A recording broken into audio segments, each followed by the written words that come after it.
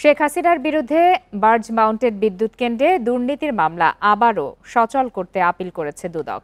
আওয়ামী লীগ ক্ষমতায় থাকতে ২০১০ সালে মামলাটি বাতিল করে দেয় হাইকোর্ট। এসব বিষয় নিয়ে আলোচনা করতে এই মুহূর্তে রাজধানীর কাফরুল থেকে আমাদের সঙ্গে যোগ দিয়েছেন সুপ্রিম কোর্টের আইনজীবী ডক্টর কাজী জাহিদ ইকবাল। ডক্টর কাজী জাহিদ ইকবাল, আপনাকে স্বাগত জানাচ্ছি ইন্ডিপেন্ডেন্ট টেলিভিশনে।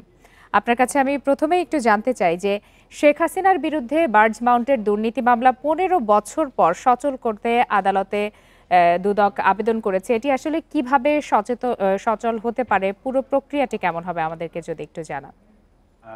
দেখেন, দুদকের আইন এবং দুদকের এই মামলাগুলো যে আইন দ্বারা প্রসিডিওরাল কাজটা হয়, আমাদের সিআরপিসি আমরা বলি যে কোড অফ ক্রিমিনাল প্রসিডিওর, হ্যাঁ, সেইখানে আপনার যদি যৌক্তিক কারণ দেখানো যায় তাহলে এখানে মূল চ্যালেঞ্জটি হলো যে দুদক একটা দীর্ঘ সময় পরে এই মামলাটি আপিলে এসেছেন।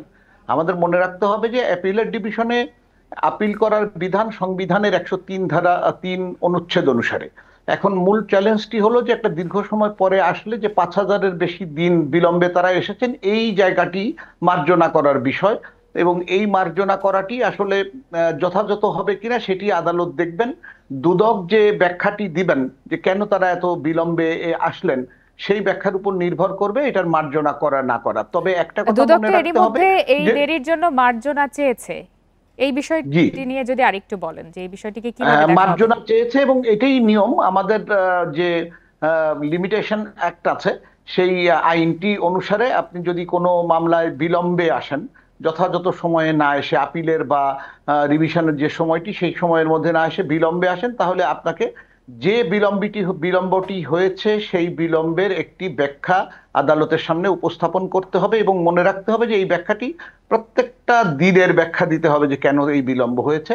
সেটি যদি গ্রহণযোগ্য এবং যদি যথাযথ হয় তাহলে আদালত এই বিলম্ব মার্জনা করে মূল মামলাটি শুনানির জন্য গ্রহণ করতে পারেন। এটি আইনগতভাবে পসিবল, কিন্তু নির্ভর করবে দুদকের ব্যাখ্যার উপরে এবং দুদক কেন দেরি করেছেন সেটা যথাযথ ছিল কিনা সেটি বিশ্লেষণের উপরে। এক আর দুই হলো, দুদকের এই অধিকার প্রকৃতপক্ষে আছে, যদি কোনো মামলায় দুদকের বিপক্ষে আদেশ যায় তাহলে দুদক আইন অনুসারে উচ্চতর আদালতে সেই রায়ের বিরুদ্ধে আপিল করতে সক্ষম।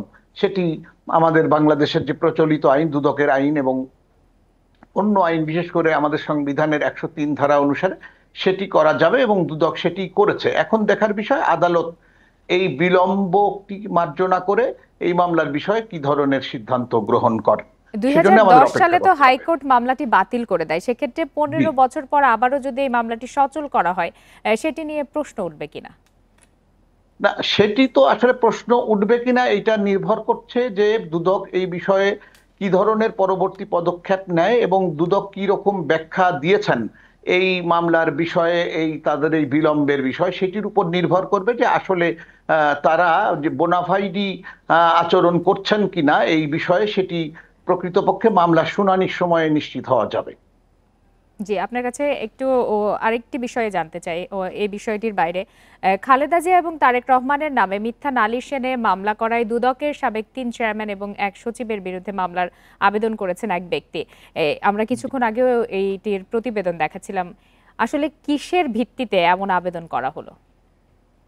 দেখেন, আমরা যদি আইনের বিশ্লেষণে যাই তাহলে বিষয় হলো যে যে আইনটি দুদকের আছে এই আইনের ধারা ২৮-এর গ অনুসারে যদি কেউ মিথ্যা তথ্য উপাত্ত দিয়ে দুদকে আইনে কারোর বিরুদ্ধে মামলা আনয়ন করেন অথবা মিথ্যা তথ্য উপাত্ত ইত্যাদি দেন, তাহলে তার ২ থেকে ৫ বছরের মতো শাস্তি হওয়ার বিধান দুদকের আইনেই আছে।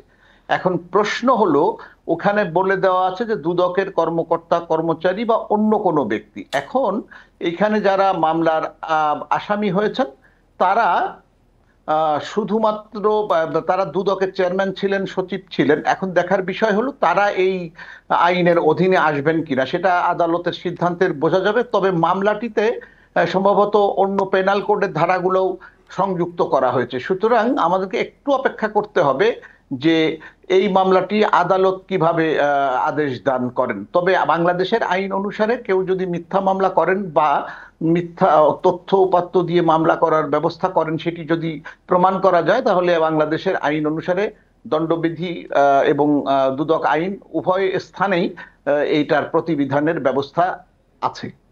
জি, ডক্টর কাজী জাহেদ ইকবাল, আপনাকে অসংখ্য ধন্যবাদ আমাদেরকে সময় দেওয়ার জন্য।